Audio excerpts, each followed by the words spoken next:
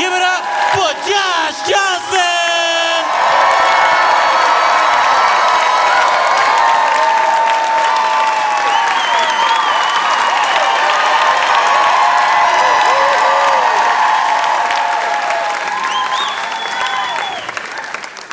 It's been fantastic being back here. I've been so excited to come back, and I've noticed a few things. I've noticed okay. There's a few differences that are jarring to me, and I didn't notice them the first time, even the second time that I came here. Your taxi drivers are so good. I'm not sure what you're used to. Maybe I've only had the nice ones. I have no idea. But they're like knowledgeable. Maybe I'm not getting it across. They have to take like a test, like a hard test, and you know about it. I'm not saying that the taxi drivers in New York don't have to take a test. I'm sure there's some tests, but it feels like the test in New York is hitting your first person. Like just the test that y'all have created for your taxi drivers, to me, is wild because it's a lot of knowledge that you have to have in you. Like you need to know. And I understand that's probably back from when there were no alternatives. Like they made this test a long time ago when, you should know every inch, every corner, because you're gonna have to get people where they're going, and they may not know. But then GPS did come out. And so the fact that for the test, y'all make these taxi drivers sit there. They're not even taxi drivers yet. They want to be taxi drivers. And you make them sit there and tell them, hey, get me to this place. But they're not driving. They don't drive you there. They got to know how to get there in their head. That blows my mind. That they have to sit there and be like, all right, left on, right on, straight, 2 blocks. They have to do that like they're playing chess. Meanwhile, in the U.S., you hop in a cab. I've hopped in cabs that weren't that far from my apartment and told them my address, and they were like, where?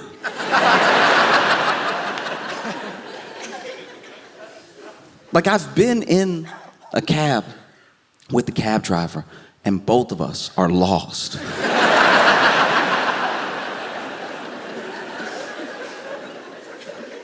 Like, I'm not saying people can't have a bad day or not know where something is. Maybe they've never been somewhere before. I understand that New York is a very big place and everything. But if I also have to pull out my Google Maps while you pull out your Google Maps, I don't know, maybe some sort of discount is in order. Like, I've been in the taxis here, and they're so chipper. Ask you about yourself, how long you're visiting. And this isn't just one, this is like several. This has been my general experience, that they're very, very nice. They're very, very professional, I understand everybody probably isn't that way, but wow, by and large, I've been amazed. There was one time I took a cab when I was in New York, and it was a similar situation where I looked up and I was like, okay, maybe he's going a different way than I'm used to, because I was going home. And finally, I just, to myself, quietly, opened my phone, put my address in Google Maps, and I could see where we were and where home was. And then I knew where we had left, and it should have been a pretty straight shot. And we were going to the right. And in my head, I was like, is he taking me somewhere? But this is terrifying. And so after like 2 blocks of us going in the wrong direction for what felt like no reason, I finally said, sir, and then he went, oh!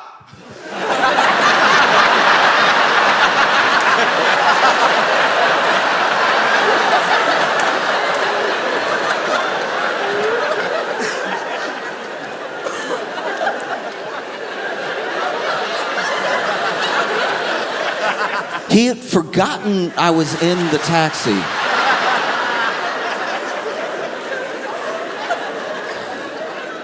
And I guess just started driving home. I don't know where he was going. And we were like, you know, I say it should have been a straight shot. We had veered off a decent amount. Like, I had called it out 2 streets from where I found us on Google, but we were very much to the right of where I live. And so finally I was like, hey, are you all right? He's like, oh, yeah, you scared me. No, sir. No, I didn't. No, I didn't. I was in the middle of trying to pay you. And he's like, yeah, you scared me. Whew. Oh, man. Yeah, where'd you want to go? And I said my address, and he was like, oh, that's a little far.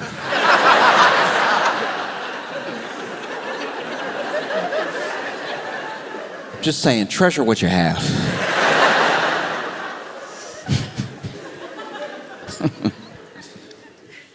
Even the fire doors here, y'all take very seriously.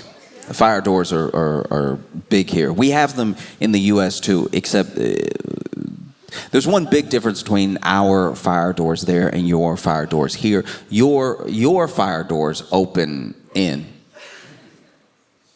which shocked me. They open in. And I was talking to somebody about it, talked to several people about it, and they were like, oh yeah, they open in because you don't want the backdraft to like let the fire out and everything, which does make, that's science. That's logic, yes. But if I'm using the fire door,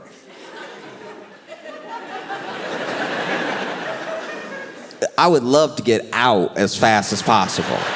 That's just me. That's what we do over there, right?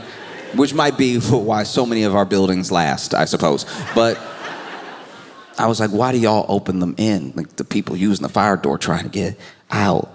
And the guy that I was talking to was like, look, yeah, I understand that may seem odd to you, but we as a country have made an agreement that you're already on fire.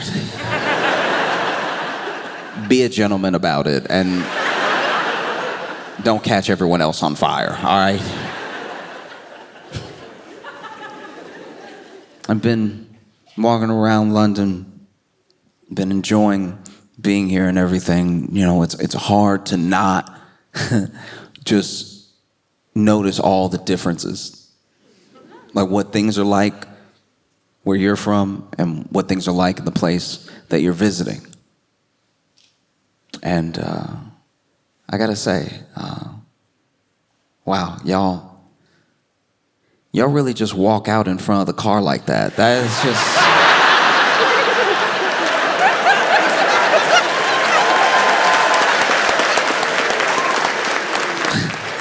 That is insane. This is a wild thing to do. I know they don't hit you or whatever, and they're not supposed to, and I don't know what happens to them if they do. But the way y'all will step out and the car is here.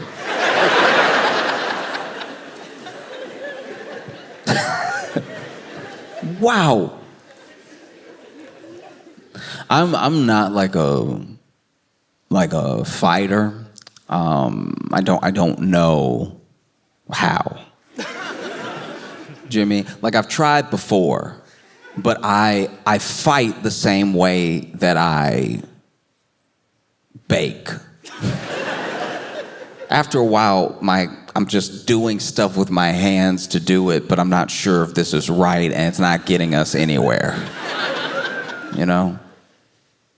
Like one time, I was at this pizza party, okay? It's a pizza party that our class got because we had been good, which will be ironic in a second.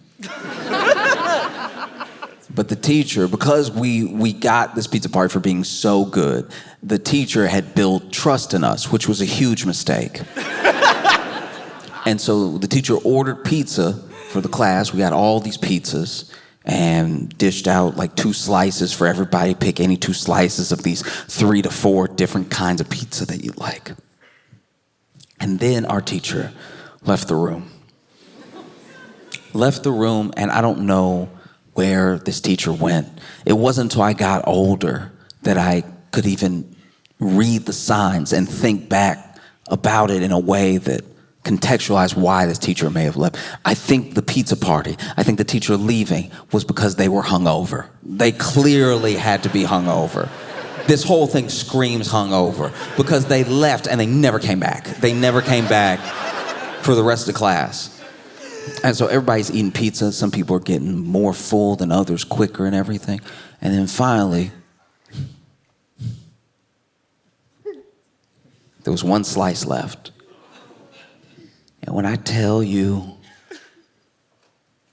that this classroom turned to Lord of the Flies so quickly, you would think we had never eaten. You would think this was a pizza party where almost all of us were full, and everyone wanted the last slice just to have it, so much so that people even debated whether we should just rip it up and let everybody have a little bit. And then a couple people were like, no, that's crazy. What's wrong with you? There's a whole slice of pizza for one of us. And this is how I knew I didn't know how to fight, because I also wanted a piece of the pizza. Admittedly, I was also like, let me go ahead, throw my hat in there, right? And there was one kid, he was very big. And so some people didn't want the smoke immediately, because he was first to get tall. And tall in your mind when you're a kid means grown, so he's the adult in the room. But I was like, no, I want some of this pizza. There were some other kids, I want some of this pizza. And because he was bigger than everybody, he was like, all right, we'll decide this fair and square. Let's fight for it. And two other kids had backed up before he had finished the sentence, fight for it. I was the only one still sort of standing there waiting to hear the end of his sentence. And so once he said fight for it, I was like, ooh. So it's gonna be a couple of us and you, or is it? But then I turned and everybody had backed up so many steps, I was like, uh-oh, I'm the only one. Man, y'all made a circle fast. Everybody came together to, wow, y'all moved the desks. This is, this is crazy. Why can't y'all be this organized when we play basketball? This is, And so then it was me and him. And I didn't know how to fight then. I don't really know how to fight now, but I think it starts with a push. I've seen that a lot in movies where it's like the fight starts, first person gotta like, you know? And so I backed up a little bit. And I was like, okay.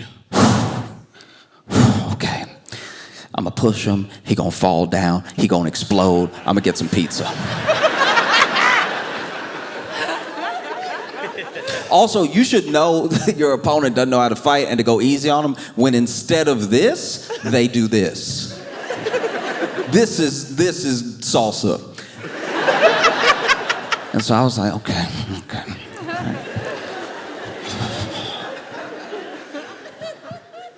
Huh. And I went to push him, and I fell back. Because he wasn't built like a child, to be fair. And then I spring up real quick. I was like, okay, that didn't work. Looks like we're gonna have to go to slaps. Slaps are next.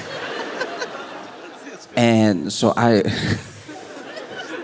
tried to fake him out. I reared back like I was gonna punch him, and then I used my other hand. I was like, because I had seen that in the cartoons. I was like, that's how you gather the power. And then I tried to fake him out, other hand. And also, like in the cartoons, his head turned, and then he just stared at me.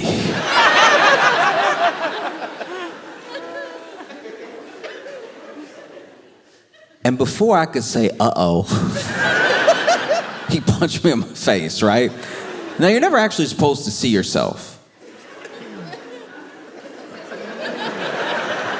No, that's like a fact. You never see yourself. Like when you even look in a mirror, you're looking at your reflection. You're looking at yourself reversed. Like you're never supposed to see yourself, really. Like not in the natural world. People can take pictures and stuff, but you're not supposed to see yourself the way other people see you.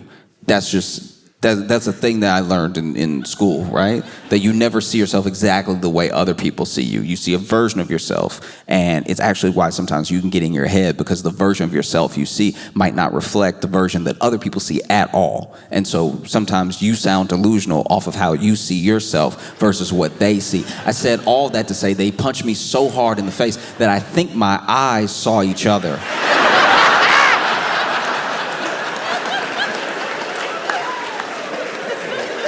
I don't know. So the punch looked like an optical illusion where, you know how you forget your nose?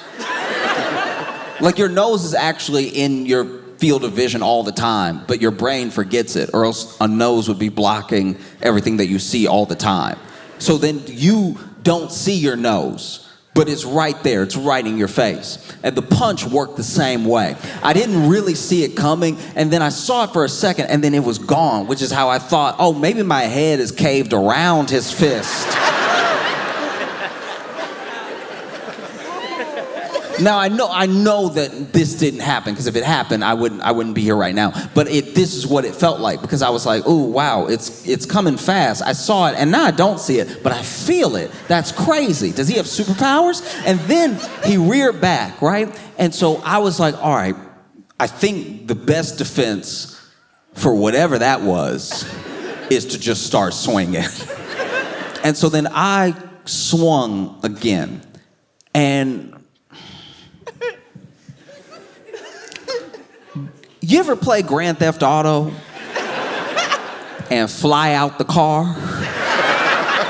And you know how you get that doll effect? You're sort of flying forever, and then you bounce, and it changes your trajectory a little bit. Okay, anyway, I said that to say that I reared back for a real punch this time, no slap. Reared back, it was gonna be a real punch, and then when I started swinging, he hit me again. I didn't see this one at all. It felt like he had somebody helped or something, because he hit me, I know he came around like this, but it stayed hidden forever. This kid hit me, and I turned my head from the punch and licked my elbow. Which you're not supposed to be able to do. You're actually not supposed, it's like a party trick if you can lick your elbow. You're not supposed to touch your elbow, but I think I twisted so hard with my mouth open saying no that I caught a taste of my elbow.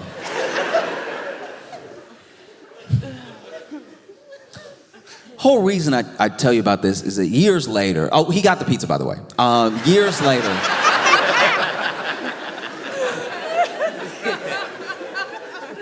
Years later, I found out that our teacher, who gave us the pizza party and then left us, who I'm sure now, through hindsight, was hungover, was seen later by one of our classmates who went to the bathroom, and on the way to the bathroom, they passed the teacher's lounge, and in the teacher's lounge, they saw our teacher just sitting, eating a whole pizza by themselves. Head hanging over the pizza, but whole pizza nonetheless. We were fighting for the last slice. You had like 11 more. It was crazy. I tried really hard to take a break, because I never want to be the type of person that talks about the same thing over and over again, you know? I tried. I thought, okay, maybe it's not even worth talking about, you know? Like Trump went to Davos. He went to Davos, and he was like, I demand Greenland. And then everybody at Davos was like, ah. And he was like, I want it, and I'm gonna take it. This is before he got there. I'm gonna take it. We're gonna get it. We're gonna take it. If you don't give it to us, we're gonna take it. And then he got there, and then when they were like, but yeah, you say you're gonna take it, but are you gonna like use military force? Are you really gonna come get it? Do you want the smoke? And he was like, I just like to have it if you.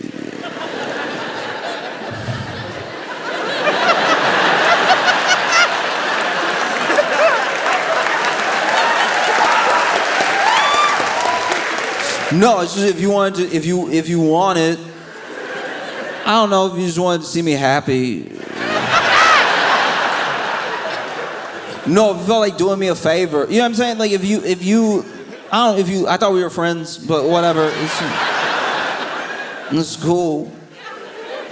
But like, it'd be cooler if you gave it to me. And then they were like, no.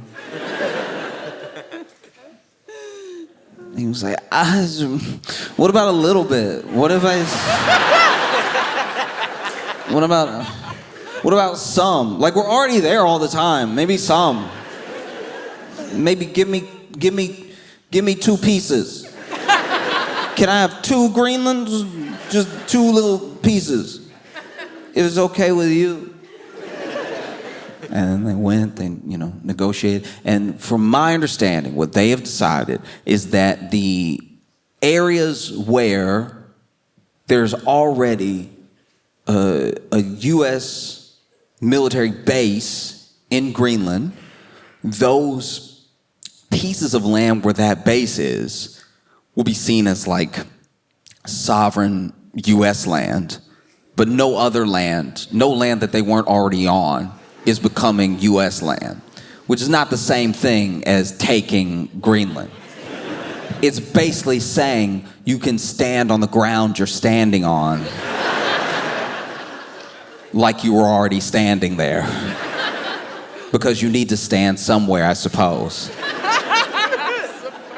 And no matter how they try to spend it, no matter how they try to spend it, no matter how they try to like art of the deal it or whatever, he knows, because when he approached the press and they were like, sir, did you, because they're at Davos, this is here, this is where he's sitting, I'm gonna go get it. And they were like, sir, did you get Greenland? He, all by himself, himself, no one else, he, alone, he. They asked him, and then he was like,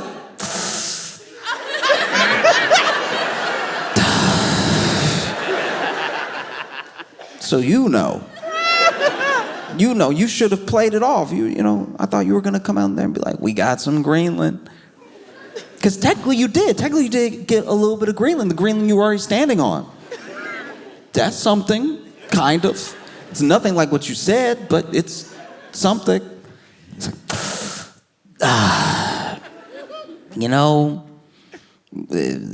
stuff happens. All you can do is try. Because you do the best you can to not have to think about things. Sometimes to not think about the news and what's going on. It's like, it's a constant thing. It's like beating it down all the time. Every notification, every scroll on any platform. Whole algorithms dedicated to reminding you everything that's going on, And when you see what's happening in Minnesota, when you see this latest murder, because that's what it is. There's no way around it. There's no justification.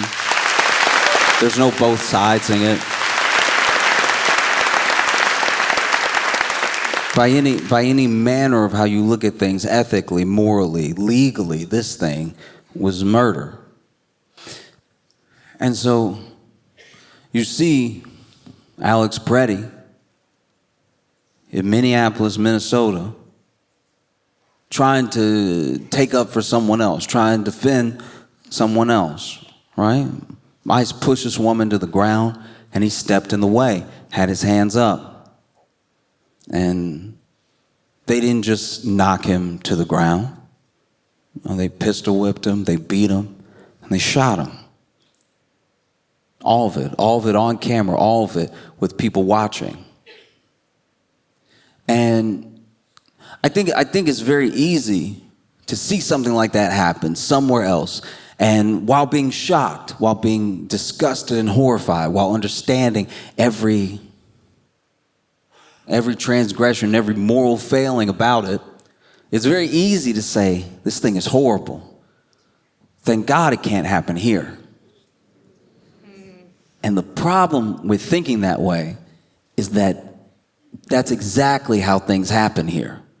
You think it can't come, and you think it can't come by virtue of who you are or how things operate. And then when it's at your doorstep, you almost don't know what to do. Because I'm telling you, as someone who has lived in the U.S. my entire life and grew up around people who watched the rest of the world, watched coups, watched civil wars, watched all manner of horrific things, and watch people say, thank God that can never happen here. And then it starts to. And these people don't know what to do with themselves because the whole reason it wasn't happening here was because we just told ourselves that it couldn't. We told ourselves a lie to make ourselves feel better. The only way it can't happen here is if it actually can't happen here. The only way it can't happen here is through the action it takes to hold people accountable nonstop to where it can never happen here. The only way that it cannot happen here is if there's an understanding that it could happen here. You know? I don't want to see what happened in Minneapolis happen anywhere else. Anywhere else in the world, anywhere else in the U.S. But there needs to be an understanding of what is happening. We're all the way to science fiction now. We're all the way to the classics. We're living in some sort of like George Orwell excerpt. It's happening because you see the video. You can see the video from so many angles. And then you see the statements by the Department of Homeland Security. You see the statements by potentially the president. You see the statements by people, political pundits on Twitter. And they are telling you not to believe your eyes. They're lying in your face. That's not what you heard. The way these systems work is that you would think, at least, the way it's propped up is a three-tiered system, right? There's the person on the ground. There's the person you might actually come in contact with, and maybe they believe certain things, maybe y'all butt heads, right? Then above that tier is the actual politician, the politician that stokes them up. They blow the dog whistles that get this person to say the thing out loud. But then above that, even above the politician, is the person that pays the politician. The person that, if we're talking about a world of puppets and puppet masters, is actually pulling the strings. A person that you will never come in contact with, even though you will feel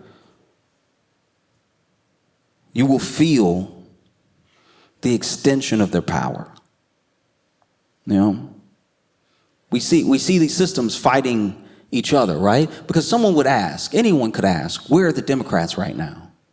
Where have the Democrats been? And you'll see some Democrats actually make some sort of statement, you know?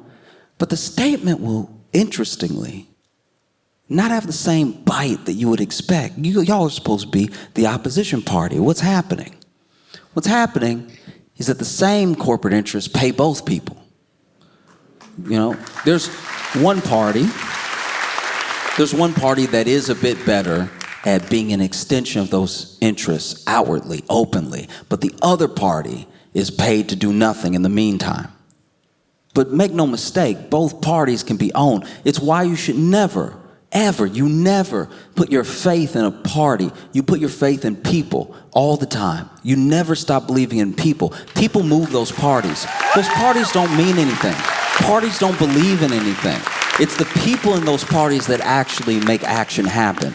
There's no one party that has handled everything right throughout human history or any government, but there are people that use the momentum that they create through a party to affect change.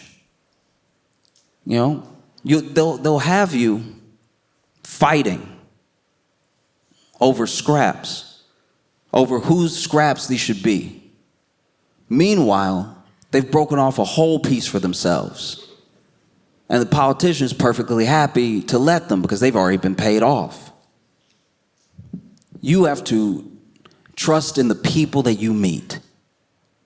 You have to build community anywhere that you can. And when you build a community large enough, you have an entire network of people that you can trust. Because trust, when you see something like what's happening right now in the U.S., where ICE attacked that man. ICE attacked that woman that the man was defending. ICE took away his weapon, a weapon he wasn't using. It's on camera. You can watch the whole thing.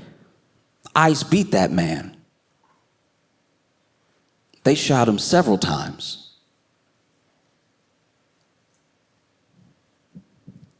And you can watch that entire thing. And maybe you can find some conscionable reason that this would happen, why everything hasn't gone awry. But I think if you can, then you might be a little bit too far gone.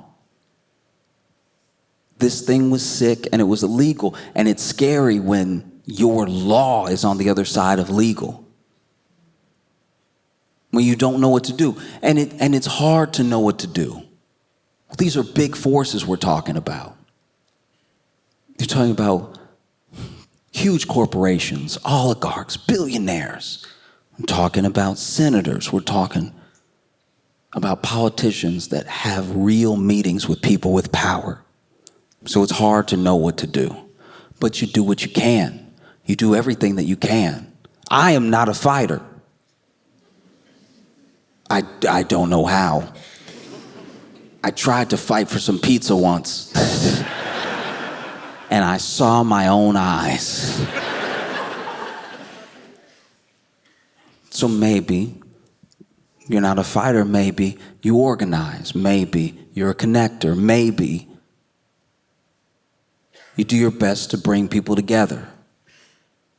But any action that you do is something. Every action that you do is something. All these people, thousands of people protesting in Minnesota right now is also for the world to see. They took a life in front of the entire world to scare everybody, maybe scare you, so that when this comes here, maybe you comply in advance. Palantir isn't just in one country. You know? But thousands and thousands and thousands and thousands of people gathered together in negative 20 degrees. And that's Fahrenheit. I don't know what y'all would call it. But thousands of people gathered together in the cold to protest what they see that is illegal, that is wrong, that is immoral, that is not just unethical, that is tearing down every institution of the Constitution that the people that are representing them supposedly want to uphold. That's not nothing. You see those massive numbers and you see how you're not the only one who thinks something's going wrong. And when you're not the only one that thinks something's going wrong, you're not the only voice shouting for them to stop. And when you're not the only voice shouting for them to stop, you're not the only one rising up to make it stop. And when you're not the only one rising up to make it stop, you have an entire army of people behind you that support you, that have your back. Alex Preddy said, this is what's been said before he went to the protest, that he just wanted to make a difference. That's all he wanted. Trying to make a difference, standing in between someone else and more harm. That's something that's very brave to do. It's very scary to do. But it's what he could do. So he did it. Because now there's something that is on us. It's on every person that watches one of those videos. Alex wanted to make a difference. We decide if it makes a difference. All of us do. Everywhere. You may think to yourself, well, look, I'm just a person living in the UK.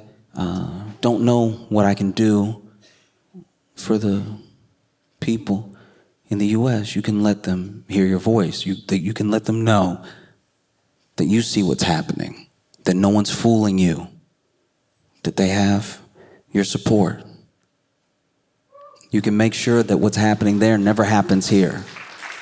You can make sure that it can't happen here. If it can't happen here, then that's a start. We were sure it couldn't happen to us. We were like, come on, this is America. And the corporations were like, yeah, we know. You know?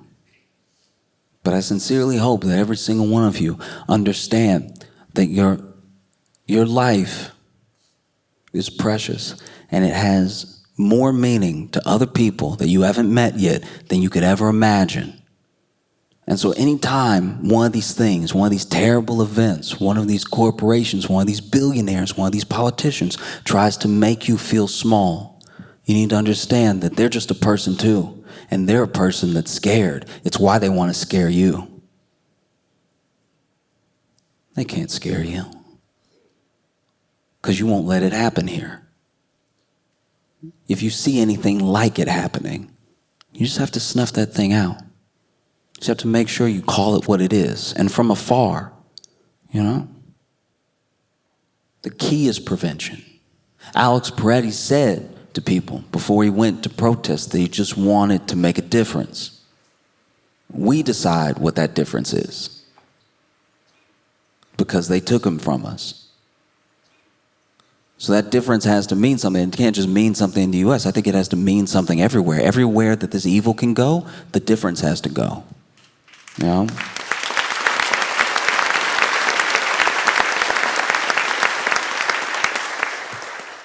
I'll tell you this thing before I go so that you heard something funny.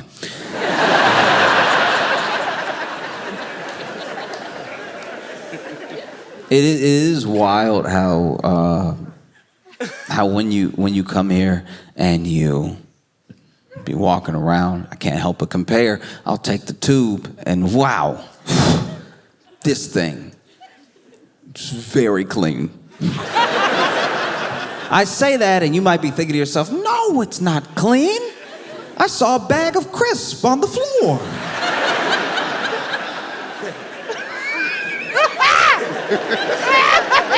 When I tell you it's incredibly sweet that you think that that is dirty, I come from New York, where the subway, it's a way to travel. The subway has caked up. I don't think I'm touching the floor when I walk on the subway. It's not just dirty, it's dirty with history. Like I don't even know if this is the initial color they intended for the subway to be. And when you look at the tracks here, when you look at the tracks of the tube, you see the tracks. Wow. Didn't even know what technology we were using to move these trains. When you look at the tracks in New York City, you see not just a rat. You see a congregation. You witness a meeting. I don't know what they're talking about, but it must be important because everybody listening. I'm not saying you don't have your issues with your tube. I'm not even saying that you don't have at least one in the whole system. I'm sure there's one delicate Disney Pixar mouse. I'm sure you have one Paddington type mouse that goes on little adventures with his friends and learns valuable lessons about responsibility. I'm positive. It seems like you would have that. Yes, I'm sure that you have one little mouse that chirps when he talks, squeaks a little bit anytime he gets excited. Y'all probably named him or whatever. Leave cheese out for him. No, I'm talking about a harrowing scenario. I'm talking about okay. Normally, and anyone who has been to New York City or lived in New York can attest to this, when you see the rats on the track, it's almost like a little zoo. You're like, oh, look at them. I mean, that's gross, but like, yeah, going about their day and everything. Oh, I wonder what that one's talking to that one about. Oh, they're both chasing each other back and forth and everything. Oh, they see a little bit of food, they're getting the food. And there's a very like innocent, I would even say like cohabitating mentality to it. Where you're like, all right, I'm not gonna do anything about this. And they're there and it's not affecting me, so whatever. But every once in a while, every once in a while, one of those rats will try to climb up to the platform where you are. And as soon as it happens, you're like, kill it, kill it, kill it, kill it, kill it, kill it. Because it doesn't even try to climb up normal. This thing doesn't it doesn't just peek its head up.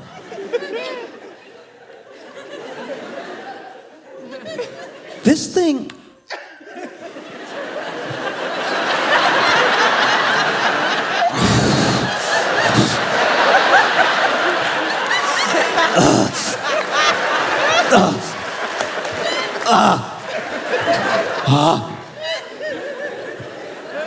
There was one time it was happening. There was one time this rat was climbing up the platform, gripping, trying to get on top. And everybody, some people backed up, 2 people screamed. It's one of the rare times in my life that I sprung into action. Because he was climbing up, it felt like he was halfway there, and I was like, boop.